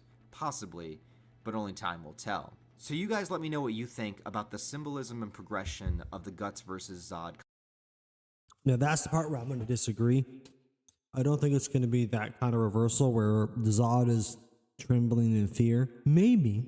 Definitely possible. But I think more likely it's going to be that Zod sees in Guts the path that he could have followed himself and is inspired by him, which gives him the last push that he's going to need to commit to rebellion against the Godhead.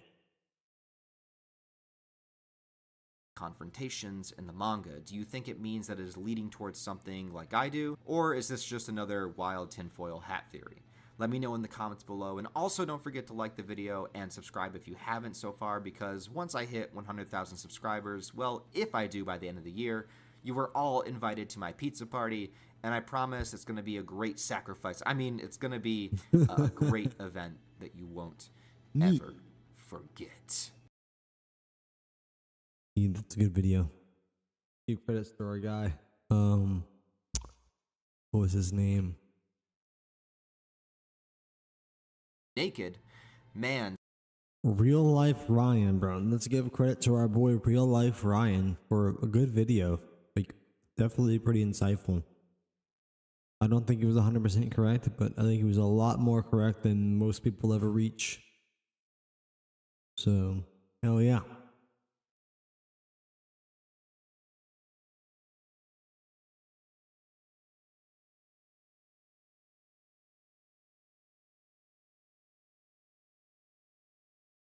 But we got a big video here, boys. This one I think is going to be jam-packed full of conversational elements. Oh god, bro! I saw that. What was it? Somebody gonna make a video about this. I was gonna look at this. The insurance companies don't tell you. Yeah. Speaking of Luigi, this video came out recently. Very convenient timing. A high-level character in the company was bragging about, regardless of whether America stays a democracy or not, the insurance companies, specifically theirs, had a plan to continue to extract money from people. Yeah. They're like a parasite that spreads. Yeah, I think insurance companies are parasites as well. I don't think Absolutely. they need to exist. They're basically a like I think that insurance companies are probably the main reason why we don't have single-payer healthcare. I think how do I put this?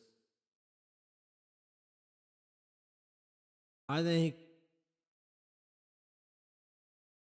insurance companies are, ironically enough, weaponized capitalism in a socialism veil,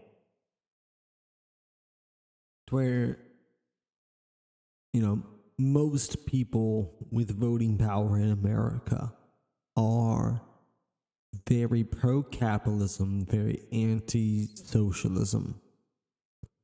But there's also a significant portion that argues against them, that says they're very pro-socialism and very anti-capitalism.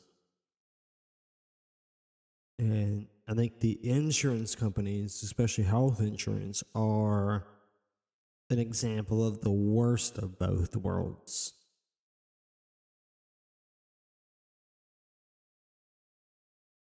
where the idea is basically that you're going to produce better health care under a free market situation. But you're going to enable that free market situation with socialist laws. And in doing so, you ended up, like I said, getting the worst of both worlds. We have to pay insane prices for healthcare that you're mandated to have. Because, like, it's in their best interest for that not to happen. There's a lot of money. All insurance is a scam. It's hard to say about that, but I'd say with health insurance, it definitely is. All insurance is a scam, yes. Parasite? Yeah, it is. The top brass was making absolute moolah. Yeah. They would want for nothing. Yep. Their great-grandchildren would want for nothing, Yep. even if they quit tomorrow. Big money. And the eye was on always expanding the company. Yep. There's no such thing as having enough. Even in a drastic scenario where for some reason our country just completely crumples in on itself, Yeah. they're still going to be going after you. Yep. That's why I've always said, with any of this stuff, always lie. Anything that you can get away with, that you can tell them and get them to get, always do it. Do it every time. ABC. I worked for one of America's largest Yeah. subrogation law firms. When your insurance covers a cost for you, they can make somebody else responsible for repaying that amount. Well, that's the way it is. I mean, that's literally that's the business model. Yeah, obviously. This is where insurance subrogation comes in. My job was to call people and harass them for money. We would I probably charge you had this guy call me. at best and harass you at worst. Yeah. Many times I sat at my desk thinking, I am literally just a debt collector. Yeah. Collectors were treating the people that they were calling As criminals. something to extract from, not seeing them as other humans. And so what you have to do when they do that is you have to do the same thing. Like, so basically, like we would get calls a lot from people trying to get money, especially from my mom. And we would have a lot of different strategies of how we would deal with them. But every strategy had one common variable, which was we would never pay them.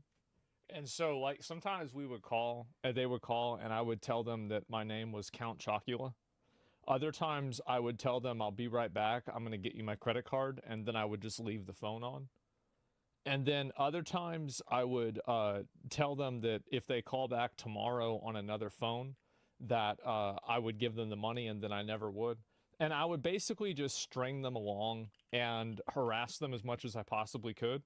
Because a lot of the third-party debt collection companies, this is what I learned, is that a lot of them, when a company sells your debt, they also sell a certain level of liability that you no longer have.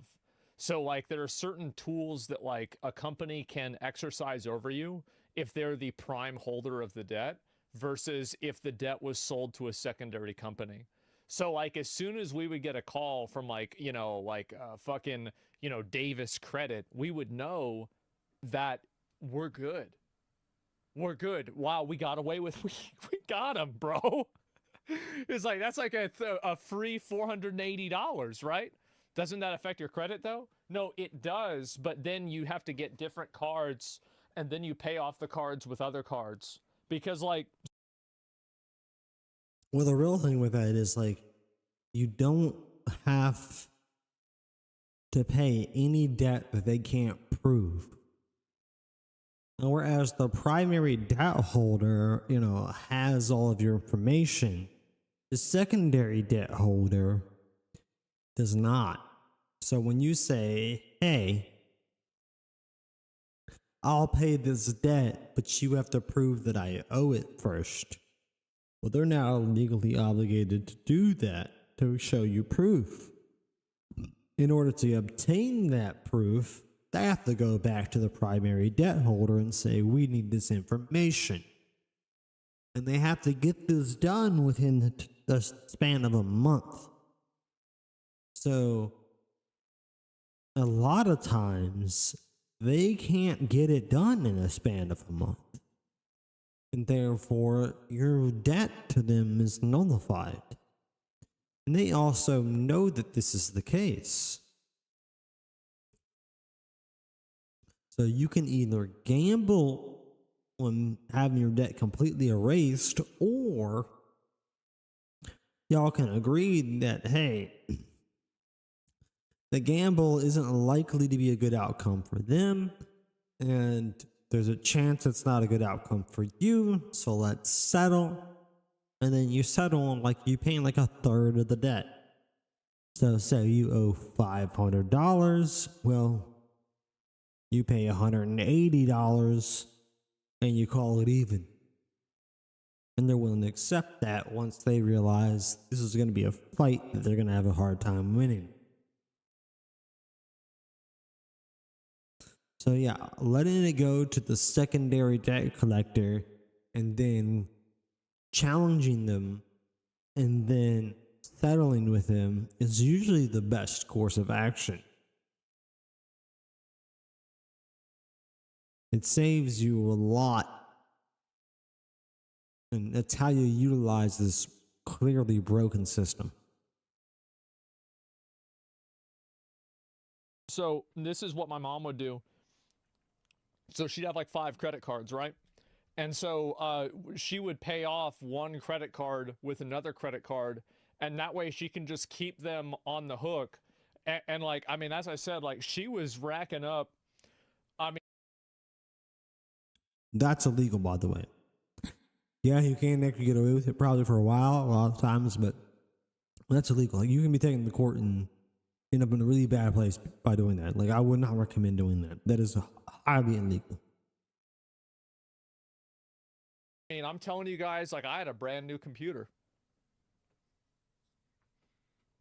She didn't have a job. I had a brand new motherfucking computer, man. Terrible way to live? No, I disagree. Because at the end of the day, this is the way I do it, is that credit's a fucking plague. If you can do it, people will do it.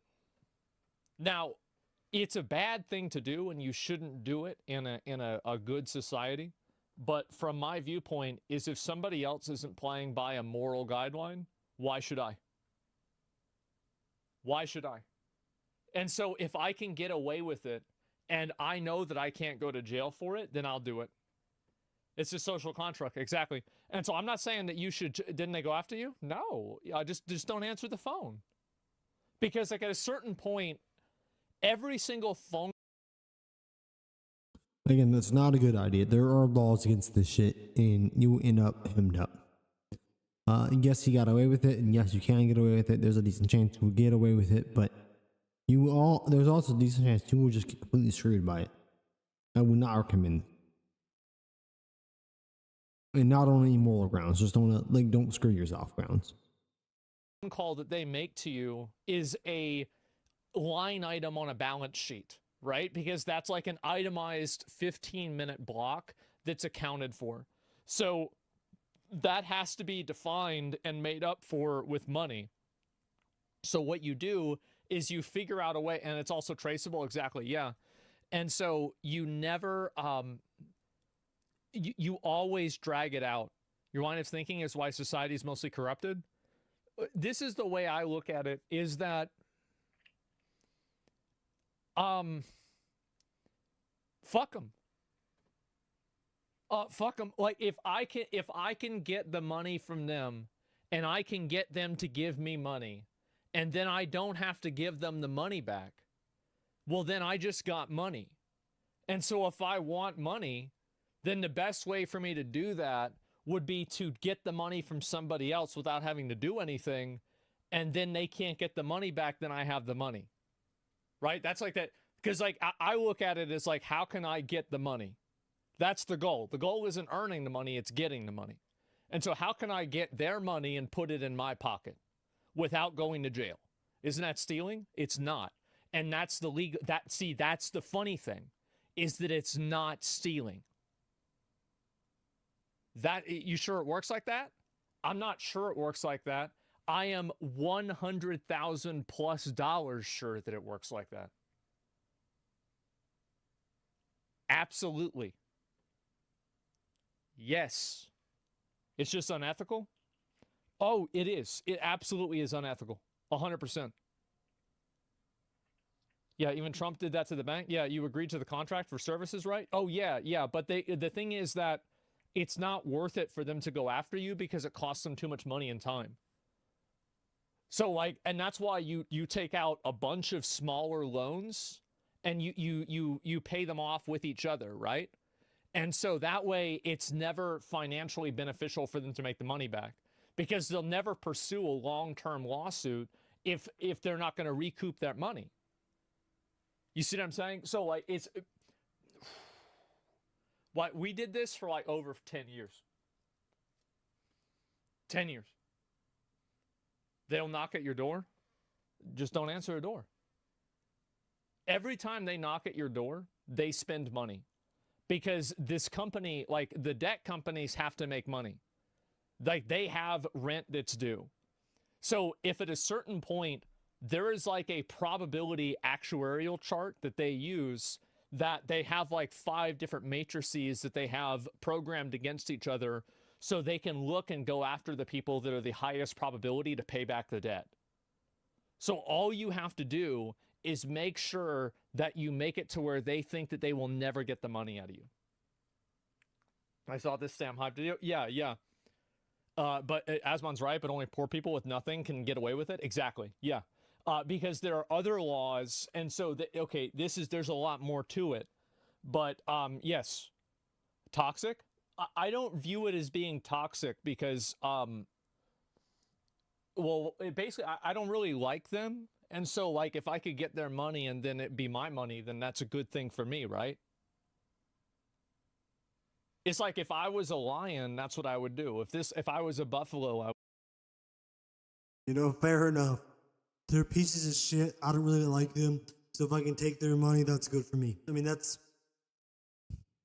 not the moral stance, but it's fair enough. Like, I'm not going to argue with it much. I would do this. So every animal does this, but somehow when I do it, it's wrong? No. So a lot of abuse, verbal abuse, of course, not having any kind of empathy for anybody's lifestyles or situations.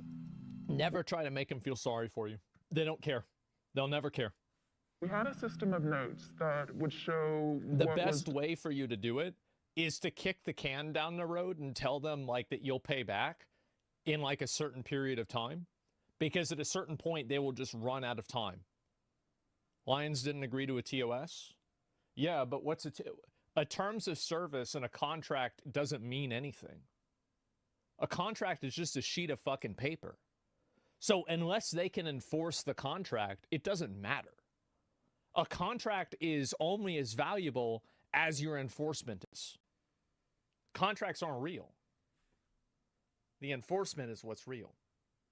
Well, more to the point,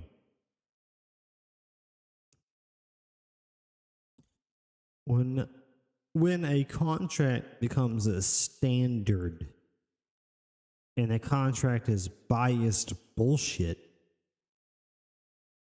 then it no longer holds weight. It's like, if I put a gun to your head and I say, swear to me that you will give me all the money that you make from now until infinity, are you going to feel beholden to pay me all of your money because you had to swear that at gunpoint? Or are you going to say, fuck that guy, that wasn't a fair agreement? You're going to say, fuck that guy. It's the same situation, just a little less dramatic. If companies hold you to an unfair agreement and that becomes the norm because people are stupid, and you're smart enough to recognize that it's stupid, and then you decide, I'm not going to uphold my end of the agreement because it's stupid, that doesn't make you a bad person. That makes you aware that you are being fleeced by monsters. Fucking duh. Discussed with the claimant previously. So there was this lady that had a lot of notes in it, like, she's lying, she keeps giving a sob story. I spoke with this lady and was giving her the general spiel. Right. And she cut me off and she said, I don't know why you guys keep calling me. I'm telling you, I'm on hospice. I'm dying. Like, I am in my sister's living room, in a medical bed. I am dying. Her sister got on and just, screaming, like, just please Yeah, and leave they her. could have been lying. The girl and her sister could have been lying. It's because, like, you have to think about, you have to role reversal this. They're the predator. You become the predator. You prey on them. Think about what they want and then use that against them. See, because if you're in this situation, you're either the predator or the prey. Hard facts. Hard fucking facts. You're either fucking them or they're fucking you. Yep. And which one do you want to be? That's it. Which one? Alone, I didn't know what to do with myself because what do you say to somebody like that? Yeah. It was probably one of the lowest points of my life. Yeah, you get fucked a deck at aggregated? No, you can't, because then what they do, so what they'll do after that is this is how they try to fuck you, right? Is they'll try to write that debt off as profit to you, income to you, to the IRS. That's the one thing that they can do that can kind of fuck you. Yeah, if your credit's already bullshit, then so what? But then you can save the money and then just pay that off. Yeah, at any point in time down the road, you can pay it off. You can pay it off for pennies on the dollar. Yeah, 1099-C. I think so. Yeah, I would see frequently people were bringing in like $30,000 a week. Yeah. There's hundreds of people working for this company. There was a lady that worked there for 16 years. I mean, you can't get mad at the debt collectors, though, right? I mean, I can't get mad at them. It's just, it's a matter of, it's like I was saying, right? Like, a lion isn't evil because it kills a gazelle, and a gazelle isn't evil because it runs away and it makes the lion starve to death. It's just nature, right? And so, like, if they're not wrong, it's just that at the end of the day, like, either you're going to come out ahead or they will, and it's better that you do than them. Now, you can be mad at debt collectors. They're trying to do it. I mean, not really. I mean, you took out the debt. I mean, I don't agree with that. I don't. I mean, you took out the debt. Of course they're... It depends on how you acquire the debt, in my opinion. If you acquire the debt as medical debt to save your, cancer-ridden mother, and they're trying to murder you over it when they don't need the money. Because, I mean, that's what some of this debt collection comes to. Like, they're literally killing you. They're taking away your ability to survive. In that case, fuck them. Going to be mad you don't pay them back. Like, duh. Like, if somebody says, give me $1,000, I'll pay you back, and then they do that, and then they don't give you the money, would you be mad? Yeah, I'd be fucking mad. Duh. Absolutely. It's easy to understand why they'd be mad. Thousands, tens of thousands of dollars were being brought in just by this one woman. We are incentivized to take the most amount of money from these people as possible without letting them know. We had full reign on adjusting what they would actually have to pay. Yeah, this is another thing, is that it's the Sam Hyde technique, right? Geez, dude. Can you do $6? Yeah, geez, I can give you $6 right now. You know what? Yeah, no, that's the thing. And it works. Insurance isn't evil. There's personal responsibility for taking out the loans. There's a separate issue of companies and banks letting these people take the loans in the first place. I mean, you should never live your life according to the way that you think the world should be. And I think that you can, if you can afford it, right? Like, I view morals as a luxury. I think that if you want to be moral and you want to do things the right way, that's fine. But, like, a lot of people can't afford that. And that's a complete fallacy. You can afford to be moral. You might not think that you can. You might think that if I make this choice or that choice, then I'm going to starve, or, you know, my grandmother's going to die, or whatever it is. And I'm not going to go. Sorry. Sneezed. I'm not going to go into details about really breaking down why this is not the case. You know, one of these days I'll get somebody to challenge me on this point, and then we'll talk about it. But until then, I'm just going to put it out there that it's not the case. It doesn't matter what you have going on in life. Behave morally. If you behave morally and intelligently and in a self-respecting manner, you will have good outcomes. And if you skimp on any of those things, you will have negative outcomes. And maybe if you do all those things, you get some initial bad outcomes that will test your willingness to commit. But if you stay committed, you will ultimately get positive outcomes. I 100% believe this, and I think it's very well backed by fact finding. But that's for each of us to decide on our own. You know, only you get to live your life. so, like, what I'm saying is that if you can't afford that, there's a lot of ways that you can take advantage of this. And, like, what they're saying is actually true, because a lot of times companies write off debt in their taxes. They write it off as, like, a loss. It's like, look, I mean, how the fuck do you think people like Donald Trump get away with not paying taxes? It's carryover laws. This isn't the exact same thing, but there's a million rules like this.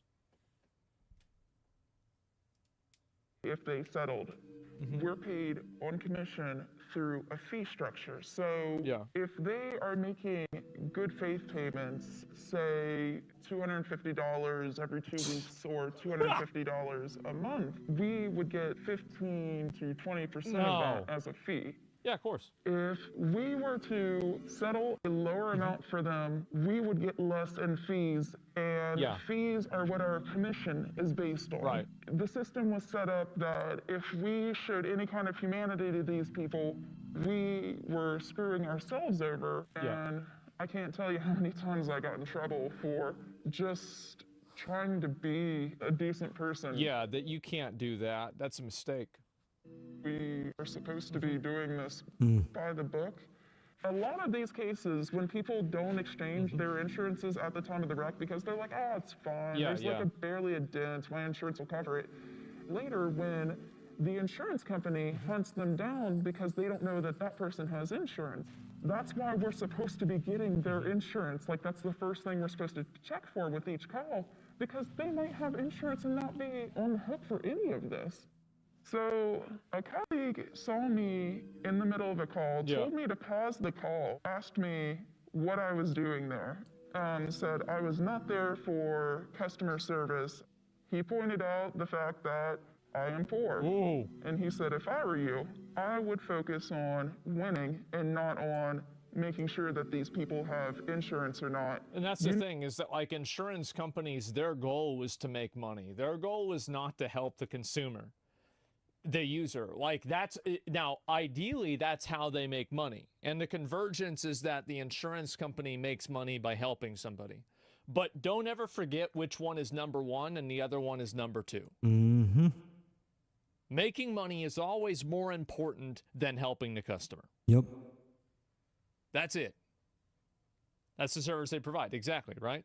Isn't insurance just your own money? Not really. And CEO got this. So, like, here's the thing, is that you always have to, there are ways that you can get around rules. Now, Luigi's probably not going to get around the rule. He probably going to jail. Almost And like, you certainly, really yep. can't shoot somebody. Like, he could have done it in a lot of ways that would have been a better way than what he did it. He could have, let's be honest. But at the end of the day, yeah, it's going to get him, right? Luigi's mentioned stabbing. No, no. Because if you stab, it's hard to stab somebody like that. Send a message. I don't agree with that, because if you want to send a message, there's a lot, like, you know what? Let's not talk about that. Let's move on. You need to get money. Yeah. Smart move, Aspen. You don't need to get their insurance. That was a part of the job description, things we were trained on. If they had insurance, we were supposed to collect the data on that. And when the people that have that responsibility to do their work correctly are in it just for the greed and are completely skipping out on certain steps, lives are needlessly ruined. Oh, of course. We would call you sometimes multiple times a week until we got the money. Yep. Just completely would not stop. Just block the phone number. Block him. Who gives a fuck? Because like, so, and this is the way, this is the meta game, right? Is that you look at it from this person's perspective. So in order to make a person stop doing something, you have to figure out why they're doing it. So if the person is calling you in order to get money out of you because they get money when you give them money, then what you have to do is you have to waste as much as their time as possible. Because then this person is going to itemize their time and they're going to say, this person wasted 35 minutes of my time. I'm not going to call them 3 times a week because that's an hour and a half and I'm getting $0 for it. So that's how you keep them on the hook as long as possible. And that's how you make them stop calling you, is you waste their time. You have to waste their time. That's the technique. That's why ignoring is the best way. No, the best way is to answer the call a few times and then be intermittent, because that will get them to feel like they're wasting their time the most. AI will nerf that strat. Yeah, but you can also AI block the numbers, right? There's all kinds of technical stuff that you do that. This is kind of how those anti-scammer guys work. Yeah, you have to waste their time, because that's when they realize they're losing money. I experienced one with a lady. It was a flood damage in the apartment downstairs. And the lady actually did have proof that it wasn't even her fault, but we were still pursuing her. Right. And I tried to send it back to where we double check things. And they're like, no, she's guilty. And I'm like, no, look at the paperwork. She has clear proof that it was. It doesn't matter whether she's guilty or not, because it was sold to a third-party debt collector. So they no longer have an arbitration of whether it's at fault or not. They simply owe that. This is what I was saying before about the legal accountability. Like this, see, like I only know how it is in Texas, but in Texas, there's a lot of things you could, a lot of clever uses. This is the other side of the argument of legality, in that yes, they have less ability to pursue the debt. They also have less accountability to discern, causation or whatever. Game mechanics. Actually, the apartment above her, and we were still calling that lady. You really can't hide. We used a program to pull up dossiers on people. So if you had the lack of luck for having the same phone number as a claimant used to have, if you worked with them, ex-spouses, we might call you. Yeah, they did this with my keep dad. Away until we find the claimant. Yeah. One of my coworkers called up a wife of a man that was a truck driver. He owed roughly $55,000, and that's Count Chocula. Okay, that's not me. You said that was Bill. I'm not Bill. Yeah, I'm Larry. I don't know who Bill is. Bill sounds like, yeah, this is Larry. Larry would never do that. Larry would never do that. Yeah, it's the this wrong number. lady was completely blindsided about this. She didn't even know he had been in a wreck. Yeah. As she is becoming more and more panicked, the reality of the situation settling in, he's becoming more and more chipper, And he actually turned around and high-fived me once, like, she started to cry. Yeah, because you know you got him on the hook at that point, right? Yeah, exactly. That's so fucked. Some of the techniques I witnessed people using to harass the claimant. That's like $5,000. You get 10%. One person was very misogynistic towards women, would talk down to them, call them baby girl. Another smart, yeah. Person would spend his mornings conversing about different ways to lie. They would find loopholes in, say, this person might live in a state that they can't have their driver's license taken from them, but we could still threaten that maybe because maybe the state might change their mind one day and make it legal. It was quite blatantly a lie, and we were encouraged to tell that lie. One of the tactics we were supposed to use on people that said, I don't have any money, tell them, hey, do you smoke? Quit smoking. Different things. Stop buying avocados in Starbucks and just save your money so you can pay. W debt collector? Fucking based. Yeah, I'm sorry, but is this supposed to be bad? Things that we're supposed to use as examples of things that they should quit in their own life so they can pay us money. I mean, I gotta agree with that one. To tell them, take out some credit cards, yeah, high interest loans. You know, that's a cycle. Exactly. Once you start borrowing from one high interest thing to pay another thing like that, like you're in a bad way. It's an endless loop of misery. No, it's not. No, it's not. Not if you know how to get out of it. In this loop of freedom, if you're a broke bitch and you keep playing the system. This experience was harrowing. Just a cold splash of water in regards to what I thought our society was capable of. This person's such a pussy. Fair. You can't sign up to be a lion, then cry that you have to kill gazelles. That's your job. What are you doing? It's fucked, but kind of agree. Go work at a homeless shelter. Go work at an animal shelter. Like, go do that. Yeah, quit being a pussy. You would hear people screaming at people on the phone, and then go to lunch and have a coffee and just happily talk about something they did on the weekend. Yeah, of course. We were completely incentivized. Ladies and gentlemen, I'm not locked in right now. I'm gonna take a break. We'll come back for a stream later. I'm sorry. It is what it is. We're gonna need some time. I'm just not giving y'all my best right now, so I'm gonna take some time. Hopefully I'll catch y'all in the near future. Until then,